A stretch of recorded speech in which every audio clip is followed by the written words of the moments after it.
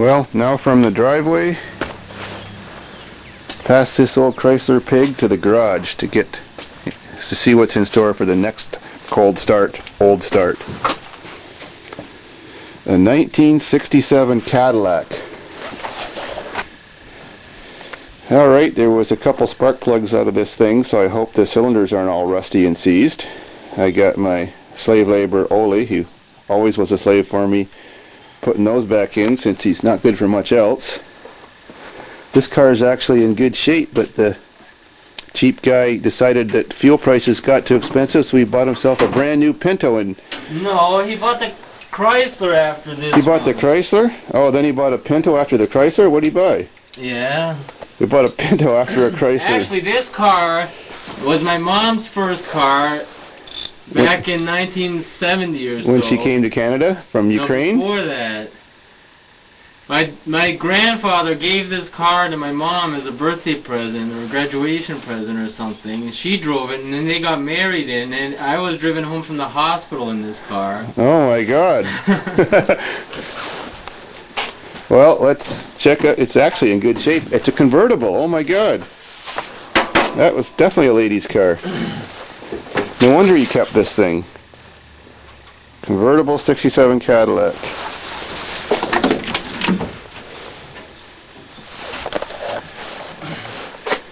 It's a bit dark in here. Says 42,031 miles on the speedometer. It's got an old Wonder Bar radio. Ooh, and climate control. Oh my God. It doesn't even smell bad. It smells fine, and the seats are good too. The seats are amazingly good shape, but I thought they'd be all rotten.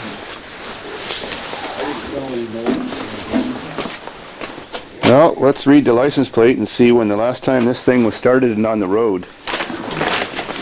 In the glove box, there's some receipts from last time we had it. It says 1978 on the sticker. You could write your name in the dust on this thing. The top looks in good shape, as he's kept it covered. It's a new top. Oh, it's a new top. The cover's a new top. Oh, it looks like he used his old top as the cover for the new top. No, Yeah, new top, the cover he did. Look at that. Too bad there's no room in here to get a good view of the side shot. Well, it's fun getting that door panel off. She's pretty straight. The new top's shitty though. The guy painted over all the stickers and everything. All the tires look fucked. Oh man, they are so flat and cracked. Oh, and there's another flat and cracked. That's a bias ply too. This thing's still got the bias ply tires on it. You can't find those if you want them. You don't want to find them. You don't want to find them. No, the guys like putting the bias plies on their... The ancient air cleaner.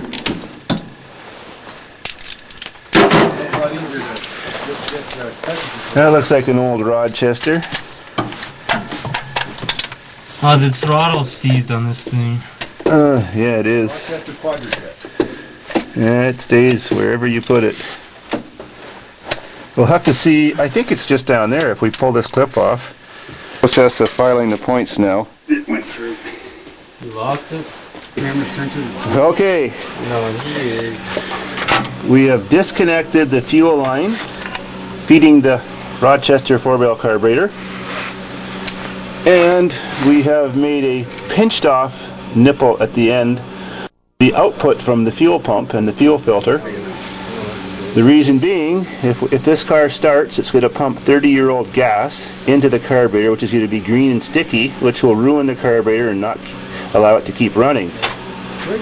Then I'm going to hook this little hose onto that nipple and attach it to my fuel squeezy bottle for a fuel supply. Now we have turned the key just a bit and the motor's not seized. It cranked slowly. So prime the carb. I put a bit of fuel down this tube I ran to the carb. I'm not sure what the motor size is. It's probably somewhere between 435 and 472 cubic inches.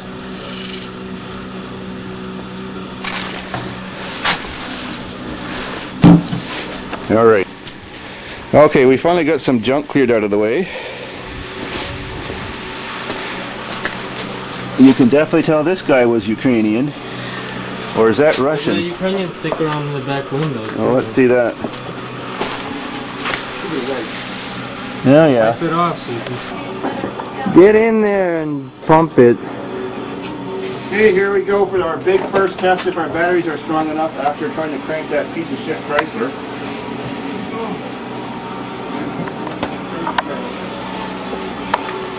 There we go.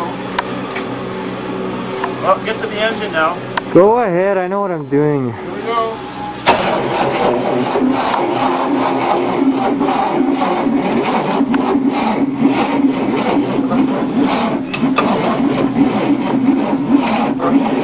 Hold on, hold on. Go. The cables are smoking. I think we need more battery power. Who knows? We might have to wait for my bring back good batteries home. Well, go ahead.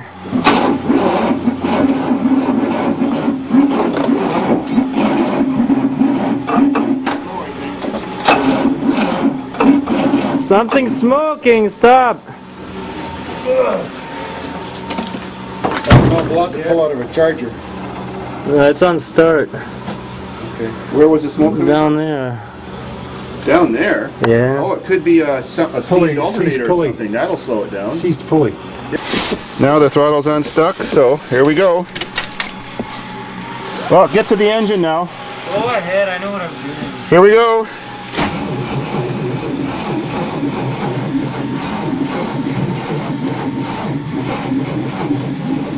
She's tight.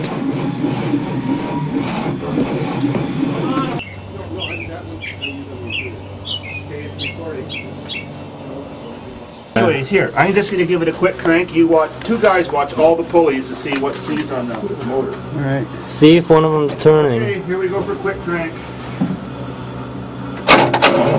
Alternator seized. No, water pump. And the alternator. Water pump and alternator. Yeah. Well, you might as well cut the belts. Yeah, there's new ones right around here. So we're cutting the belts Then then. it'll crank fast. Yeah. But probably have to charge up again. Water pump and alternator. It's the air conditioner.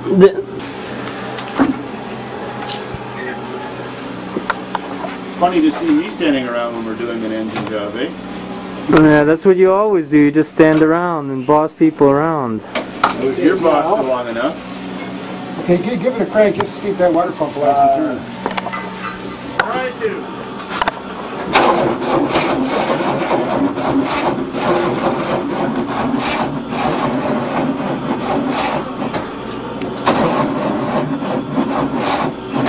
Let's retard the time.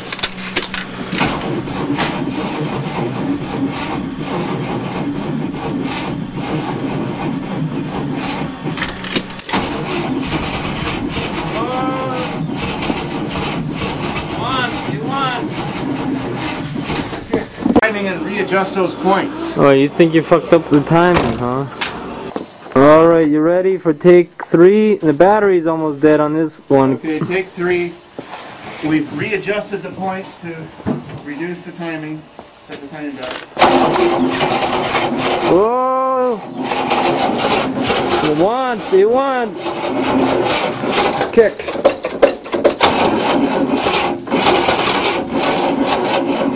We need stronger batteries.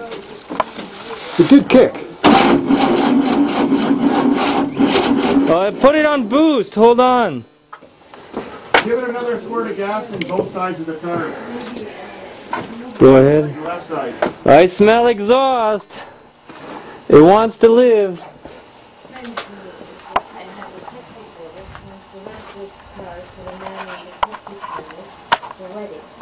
Okay, I gave her a good Okay, take 4 or 3 or whatever. Here we go again.